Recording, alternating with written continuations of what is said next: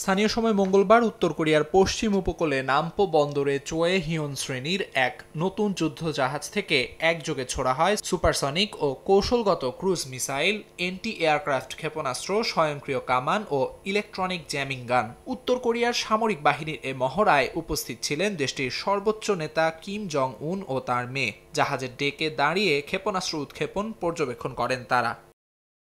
রাষ্ট্রীয় বার্তা সংস্থা KCCNA জানায়, এটি নতুন অস্ত্রশক্তির প্রদর্শন। যুদ্ধজাহাজটি বানানো হয়েছে উত্তর কোরিয়ার নিজস্ব কারিগরি প্রযুক্তিতে। উত্তর কোরিয়ার নৌশিল্পের সবচেয়ে শক্তিশালী অস্ত্র ব্যবস্থায় সজ্জিত এ জাহাজ, যা দেশটির নৌ সক্ষমতায় নতুন মাত্রা যোগ করেছে। রণতরীটির নামকরণ করা হয়েছে জাপানি দখলদারত্ব বিরোধী বিপ্লবী নেতা চোয়ে হিয়নের নামে। কোরিয়ান ওয়ার্কার্স পার্টির বরাতে জানানো হয়, 400 দিনেরও কম সময়ে তৈরি হয়েছে এই যুদ্ধজাহাজ।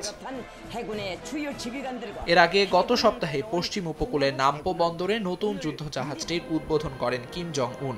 এ সময় তার মেয়ে ও বোন উপস্থিত ছিলেন। চোয়ে হিয়ন নামের এই 5000 টনের বিশাল রণতরীকে ঘিরে উন্মোচিত হয় কিম জং উন স্টাইল বহর গঠনের নতুন অধ্যায়।